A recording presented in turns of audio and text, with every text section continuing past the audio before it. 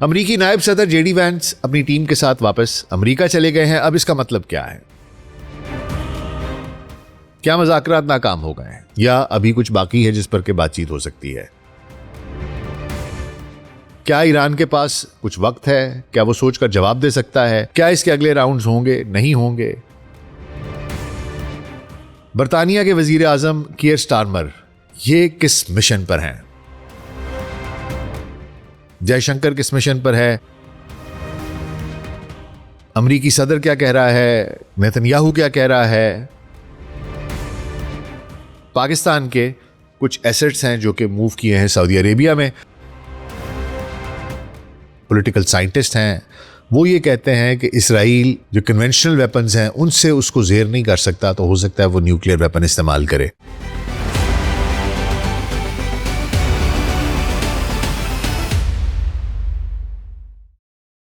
Global set podcast doctor Nasir बे के साथ आपकी खिदमत में हाजिर हैं जी। अस्सलाम वालेकुम। ईरान अमरीका मुज़ाकरात। इस्लामाबाद पूरी दुनिया की निगाहों का मरकज गुज़िश्ता 3 रोज से बना हुआ।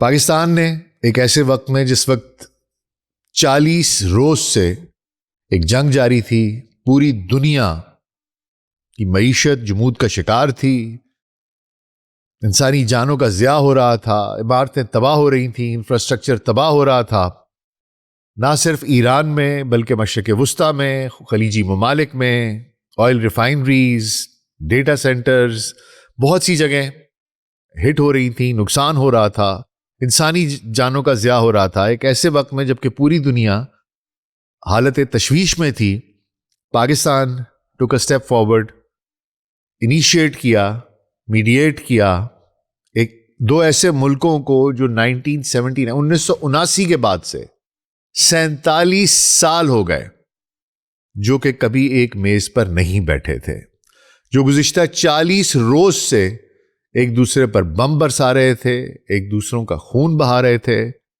ऐसे वक्त में उन दो मुल्कों को लाकर एक मेज पर बिठाना और इस बात पर आमादा करना कि आप एक दूसरे से बात कीजिए, वो भी एक ऐसे वक्त में जबकि ईरानी जो साइड है उसकी तरफ से खास तौर पर यह कहा जा रहा था कि हम कैसे एतबार कर लें अमेरिका का।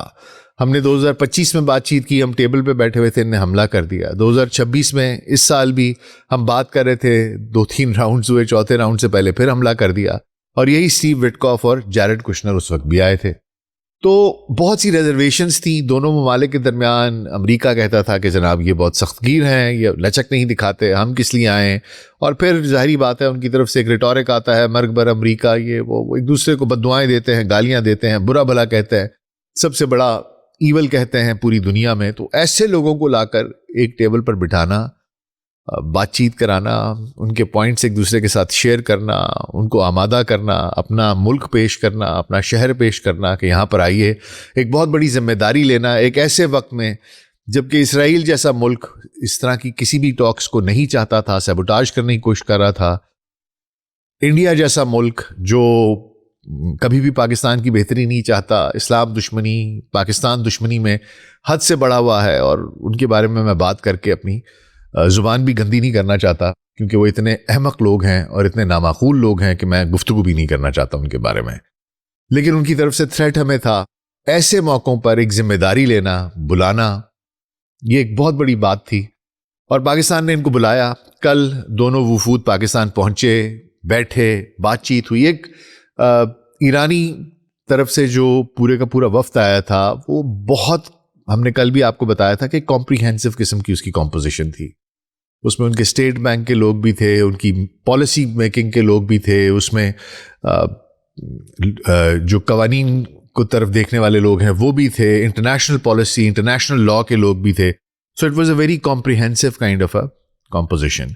As far as America is concerned, उनके जो लोग आए वो भी पहले आ चुके थे, टेक्निकल लोग भी आ चुके थे। लेकिन हमने आपको ये भी बताया था कि बाकिर कालिबॉफ जो हैं वो बुनियादी तौर पर IRGC के आदमी हैं और मैंने आपको बताया था कि कोई लचक दिखाए इस बात के इम्कानात बहुत कम होंगे, क्योंकि IRGC भी हार्डलाइनर है, अपनी जगह पर खड़े रहने वाले लोग हैं।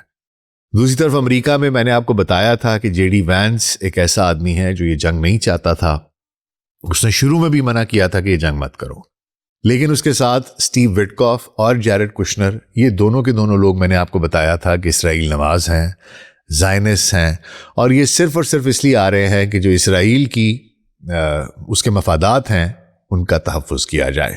और मैंने आपको ये भी बताया था कि मैं इसके बहुत कम चांसेस बताता हूँ, 40-60, 50-50 मैंने आपको बताया था, वो भी मैं बहुत ऑप्टिमिस्टिक होकर कह रहा था।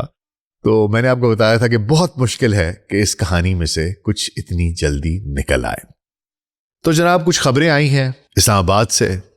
वो बातचीत जो पाकिस्तान की मेज़बानी में हो रही थी दोनों ममालिक के दरमियान, पिछले 47 साल में एक पहला राब्ता था जो दोनों ममालिक के दरमियान बराह रास्त इस तरीके से हुआ कि वो बैठे और मेज़ पर बात की। इस सीज़ फायर का बुनियादी मकसद ये था कि स्ट्रेट ऑफ हॉर्मुज़ को पहले तो खोला जाए, ताकि जो पूरी दुनिया में एक माशी दबाव आया हुआ है, जो तेल का बहरान आया हुआ है, उसमें कुछ थोड़ी सी ईज़ आ सके। वहाँ पर शिपिंग रुकी हुई है, आलमी तेल की सप्लाई शदीद तरीके से मुतासर है।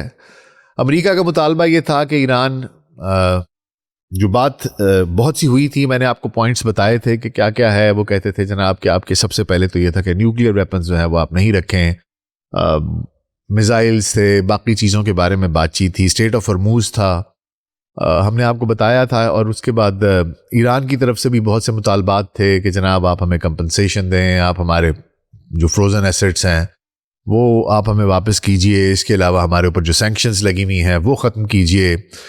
तो ये सारी की सारी बातें चल रही थी और हमने आपको ये बताया था कि कहानी किस तरफ को जा सकती है, डील किस बात पर हो सकती है। न्यूक्लियर हथियारों के बारे में भी मैंने आपको बताया था कि ईरान का जो मौक़िफ़ इस जंग से पहले था, अब मौक़िफ़ उससे सख्त गिर हो गया, क्योंकि उनके हाथ में पत्ते हैं। और उनके हाथ में पत्ते कौन से? उनके हाथ में पत्ता है स्ट्रेट ऑफ हॉर्मुज़ का। मैंने आपको कल ये भी बताया था कि ये एक बहुत बड़ा प्रॉब्लम हो गया है। उसकी वजह ये है कि जो स्ट्रेट ऑफ हॉर्मुज़ है, पहले उसके रूट जो थे वो साउथ में थे, जो सी ऑफ ओमान में से गुजरते थे, गल्फ ऑफ ओमान के जो पानी हैं उनमें से सारे दोनों रूट थे, जो शिपिंग लेन्स थी going into the gulf and coming out of the gulf. लेकिन अब उन जगहों को माइन कर दिया गया है और जो शिपिंग लेन्स हैं उनको ऊपर मूव कर दिया गया है। और अब जो शिपिंग लेन्स हैं वो ईरान के पानियों में से गुजर रही हैं। तो ये हमने आपको कल पूरी डिटेल बताई थी कि किस तरीके से है। इस वजह से अभी भी स्ट्रेट ऑफ हॉर्मुज़ से जो जहाज़ हैं वो उस तरीके से नहीं गुजर रहे हैं। अच्छा, जेडी वैंस ने एक सुबह प्रेस कॉन्फ्रेंस की है और उन्होंने क्या कहा है उसमें कोई इतनी उम्मीद अफजा बात नहीं हुई है। अमरीकी नायब सदर जेडी वैंस अपनी टीम के साथ वापस अमरीका चले गए हैं। अब इसका मतलब क्या है? क्या मुज़ाकरात नाकाम हो गए हैं या अभी कुछ बाकी है जिस पर के बातचीत हो सकती है? क्या ईरान के पास कुछ वक्त है? क्या वो सोचकर जवाब दे सकता है? क्या इसके अगले राउंड्स होंगे, नहीं होंगे? बरतानिया के वजीर आजम कीयर स्टारमर ये किस मिशन पर हैं? जयशंकर किस मिशन पर है? अमरीकी सदर क्या कह रहा है? नेतन्याहू क्या कह रहा है? पाकिस्तान के कुछ एसेट्स हैं जो कि मूव किए हैं सऊदी अरेबिया में। आज इस सब पर बात होगी और आखिर में एक मुख्तसर सा तजिया करेंगे कि ये कहानी आगे किस तरफ को जारी है। अमन हो भी सकता है कि आगे जंग ही जंग है। तो हुजूर, अगले 10 से 15 मिनट के लिए ध्यान जरा इधर, और अगर हमारा कंटेंट पसंद आ रहा है तो वीडियो को लाइक और चैनल को सब्सक्राइब कर दीजिएगा। तो आइए आगाज करते हैं। अच्छा हुजूर, अमरीकी नायब सदर जेडी वैंस ने एक प्रेस कॉन्फ्रेंस की है और उन्होंने कहा कि जनाब सबसे पहले तो पाकिस्तान की काविशों को सराहते हैं हम। आपने बेहतरीन मेहमान नवाजी की, उस पर आपका बेहद शुक्रिया। आपने जो सालसी की कोशिशें की, हम उस पर आपको सराहते हैं, खराज तहसीन पेश करते हैं। उसके बाद उन्होंने ये कहा कि जनाब अनफॉर्चुनेट है कि हम 21 घंटे तक एक दूसरे से बातचीत करते रहे, मज़ाकरात करते रहे, मैराथन मीटिंग्स हुई। अमेरिका ने अपना बेहतरीन और फाइनल ऑफर पेश कर दिया है, मगर बकौल उनके ईरान ने ना तो न्यूक्लियर प्रोग्राम छोड़ने पर रजामंदी जाहिर की है और ना ही स्ट्रेट ऑफ हॉर्मुज़ को मुकम्मल तौर पर खोलने का कोई पक्की उसकी गारंटी दी है। नतीजा ये निकला है कि बातचीत किसी एक नतीजे पर नहीं पहुंची और बज़ाहिर ये लग रहा है कि शायद वो जो आर्जी सीज़ फायर था 2 हफ्ते का, वो भी खतरे में पड़ जाए। लेकिन जो उनकी बातचीत थी एग्जैक्ट, वो क्या थी? उन्होंने कहा जनाब कि ये ईरान के लिए बुरी खबर है, हमने अपनी बेहतरीन ऑफर दे दी है, ईरान ने इसे रद्द कर दिया है। अब ईरान को ये नहीं सोचना चाहिए कि वो हमें प्ले कर सकता है। उनको खौफ ये है कि ईरान अपने न्यूक्लियर जो टेक्नोलॉजी है या जो न्यूक्लियर एनरिचमेंट की कैपेबिलिटी है उसको पूरे तरीके से तल्फ करे। हमें उसके उन्होंने कोई गारंटीज मांगी होंगी, अब ये तो वही जानते हैं कि अंदर बैठ के क्या बात हुई है, और उनको कोई बहुत बड़ी गारंटी चाहिए कि कोई वाज़ेह इक़दाम चाहिए कि जनाब आप इसके बाद एनरिचमेंट नहीं करेंगे। इसके अलावा दूसरी बात स्ट्रेट ऑफ हॉर्मूज़ के ऊपर है। ये कहानी स्ट्रेट ऑफ हॉर्मूज़ की इसलिए बहुत ज़्यादा इंपॉर्टेंट है क्योंकि स्ट्रेट ऑफ हॉर्मूज़ की वजह से पूरी दुनिया जो है उसकी मईशत जो है वो इस वक्त जमूद का शिकार है। सदर डोनाल्ड ट्रंप जो हैं उसने स्ट्रेट ऑफ हॉर्मूज़ को उससे कहा पिछले 2-3 दिनों से कि जनाब मैं तो ये स्ट्रेट ऑफ हॉर्मूज़ खुलवाऊंगा चाहे ईरान माने चाहे ना माने। और उसने कहा कि जी अमरीकी बहरी जहाज़ों को नई और बेहतरीन हमने वेपन्स और एमिनेशन जो है उससे दोबारा लोड कर दिया है और वो इलाके में मौजूद रहेंगे। और ट्रंप ने दावा किया कि ईरान अब फौजी तौर पर हार गया है, वो अपनी बड़कें भी मारता रहा, लेकिन उसने इंदिया ये दिया कि जनाब मेरे फौजी वहाँ पर मौजूद हैं और बाय हुक और बाय क्रुक मैं इसको खुलवा के रहूँगा।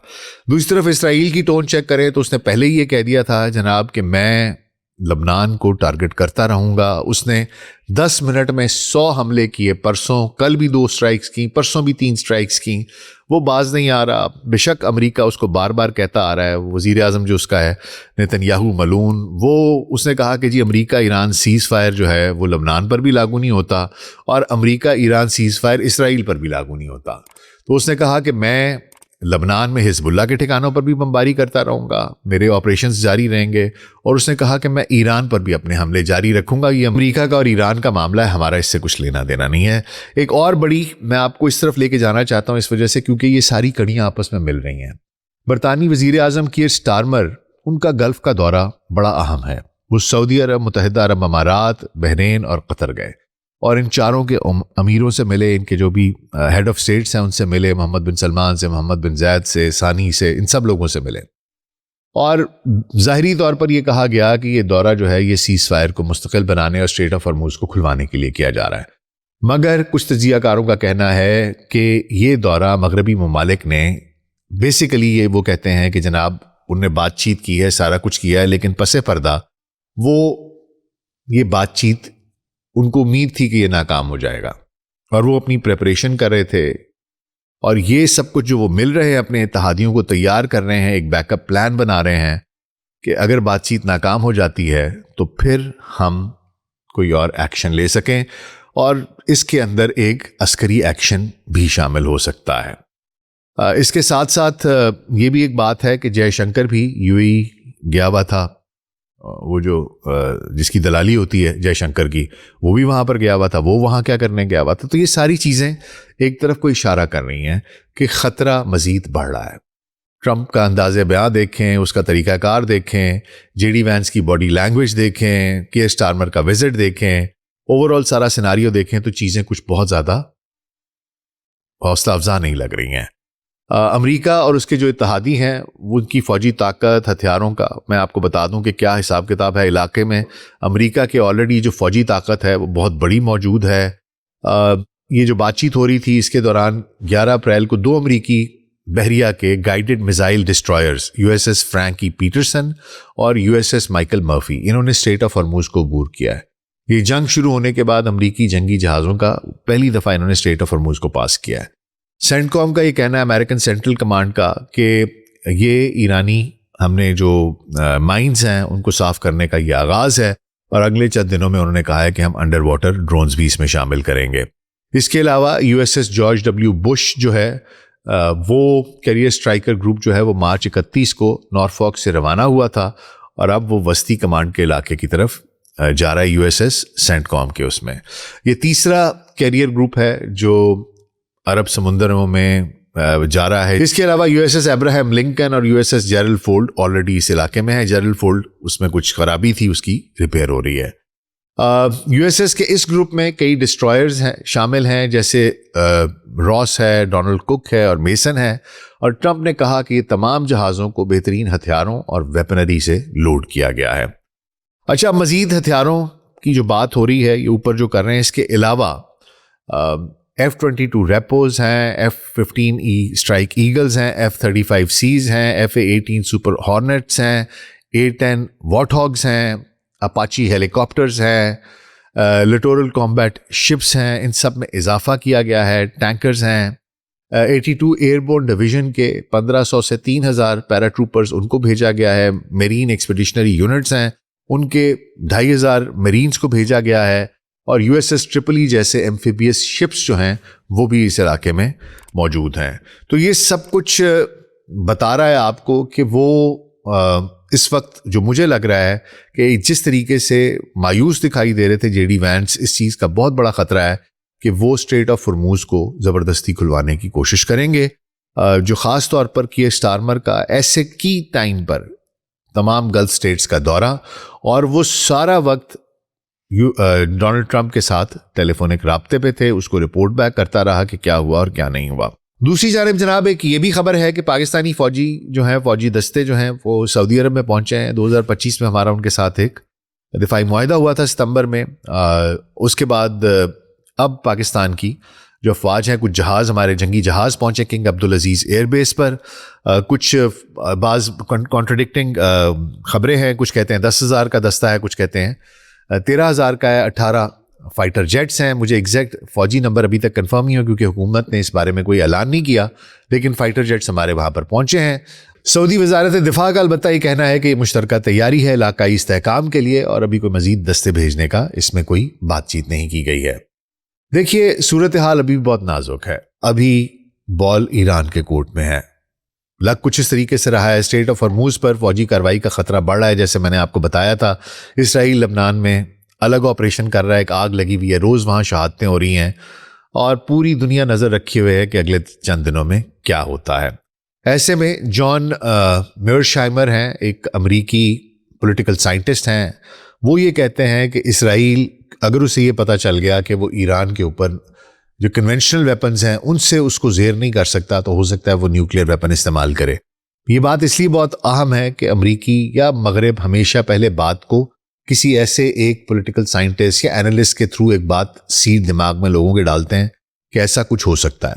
और उसने ये भी कहा, जॉन मेयरशाइमर ने, कि अमरीका देखता रहेगा, वो नहीं रोकेगा इसराइल को अगर उसने न्यूक्लियर वेपन यूज़ किया, क्योंकि उसका एम जो है, मेयरशाइमर तो ये कहता है कि जी इसराइल इसको अपने लिए एग्जिस्टेंशियल थ्रेट कहता है कि अगर ईरान न्यूक्लियर वेपन बना ले, लेकिन एक्चुअली उसके ग्रेटर इसराइल के डिज़ाइंस हैं, और उसके बाद पूरी दुनिया के ऊपर हुक्मरानी करने के डिज़ाइंस हैं कि पूरी दुनिया में उनकी हुक्मरानी हो, इसलिए। और उसको पता है कि ईरान सबसे बड़ा रास्ते का कांटा है। देखिए हुजूर, 21 घंटे की बातचीत 47 साल के मसाइल को हल नहीं कर सकती। ईरान कोई मस्बत जवाब देगा कि नहीं देगा, ये तो वक्त ही बताएगा। अभी तक तो उन्होंने इस तरह का कोई जवाब नहीं दिया। क्या वो आखिरी वक्त तक लड़ना चाहते हैं, ये देखने वाली बात होगी। ज़बरदस्ती आबनाए हुर्मुज़ खुलवाया जाए, जंग जारी रहे, इसराइली एजेंडा कामयाब हो जाए, क्या कहानी चल रही है? सारी कहानी इस वक्त दुरुस्त समत में नहीं चल रही, क्योंकि क्या ये सिर्फ तैयारियां कर रहे हैं कि ये वाकई कोई ऑपरेशन लॉन्च करना चाहते हैं और इनके पास ऑलरेडी कोई प्लान है? लग ऐसे रहा है कि इनके पास कोई प्लान है और आबनाए हुर्मुज़ में हो सकता है कि कोई एक्शन हो जाए। अमरीकी नायब सदर का ये कहना कि जनाब हम एक सादा तजवीज़ देकर जा रहे हैं, अब ये ईरानियों पर मुनहसर है कि वो इसे कबूल करें या ना करें। दूसरी तरफ ईरान का जो वजारत खारजा है, वो मज़ाकरात को वो कहता है कि जी आपने बहुत एक्सट्रीम किस्म की मज़ाकरात किए हैं, और वाशिंगटन पर जोर दिया है कि जो आप मुतालबात कर रहे हैं उनको वो मुतालबात कम लग रहे हैं और गैर कानूनी आपकी डिमांड्स हमसे ज़्यादा लग रही हैं, इससे परहेज़ कीजिए। मेरा तासुर यह है कि जनाब अमरीका शायद कहते वो यही हैं कि जी हम नेक नियति की बातचीत करने आए हैं। वो शायद जो लोग साथ आए थे, विटकॉफ और जैरेड कुशनर, मैंने आपको बताया था, क्योंकि इसराइल की ये ख्वाहिश है कि मुज़ाकरात नाकाम हो, तो शायद इतना सब कुछ करने के बावजूद वो लचक नहीं दिखा सके, वो बातचीत में उस तरीके की उनको वो लेवरेज नहीं दे सके। वो यहाँ पर आए हैं तो उन्हें इसी तरीके से बैठे हैं कि मैं बदमाश हूँ इस इलाके का, तू नहीं है। तो वो मुझे लगता है जो ईगोज़ हैं, वो जो 47 ईयर्स का बैड ब्लड है, वो जो एक दूसरे के खिलाफ एनिमोसिटी है, वो शायद बीच में हायर रही है। फिर साथ जो दो लोग आए हुए थे वो इसराइल के थे, उन्होंने शायद कोई मामला है एक ख़ास हद से आगे नहीं जाने दिया, लेकिन लग ऐसे रहा है कि America is probably they did not want to give an inch. Iran ये मानना चाहेगा कि मज़ाकरात महज अमरीकी दरखास्तों की शिद्दत के बायस तातुल का शिकार हुए हैं, कि दोबारा इसका अगला राउंड भी हो सकता है। वो ये चाहेंगे कि जनाब इसकी कंटिन्यूएशन हो, we should have other rounds as well. बिलाखिर ऐसा लगता है कि अमेरिका अभी फैसला चाहता है, वो कहते हैं नहीं जी अभी फैसला करें, इसको खोल दें, इसको ये कर दें, जो कि एक ट्रंप की आदत है, उतावला आदमी है। ईरान चाहता है कि तसलसल हो। अब इन सब से हमें यह पता चलता है कि जी हमें इंतजार करना चाहिए। सालिस क्या कहते हैं उनकी भी बातचीत सुनेंगे, लेकिन अगर ये यहां पर नहीं भी हुआ तो इससे एक और रास्ता भी खुलता है। पाकिस्तान ने अपनी कोशिश करके देख ली है, इससे बाकी लोग भी इनकरेज होंगे, बाकी मुल्क भी इसका हिस्सा बन सकते हैं, वो आएँ और जहां पर हमने बक को छोड़ा है इधर से आगे पकड़े, एक और राउंड करवाएं बातचीत का, एक और राउंड करवाएं, एंड प्रॉबली इन 2, 3, 4, 5 राउंड्स ये जो 47 साल का बैकलॉग और 40 दिन की जंग है, एन मुमकिन है कि इसमें कोई हल हो सके। और ये जो 2 हफ्ते का सीज फायर है, उम्मीद है कि इसी के अंदर अंदर कोई एक फैसला हो जाए, एक मुआहदा हो जाए, वगरना कहानी मुझे साउथ की तरफ जाती दिखाई दे रही है। अपना बहुत ख्याल रखिएगा, शुक्रिया।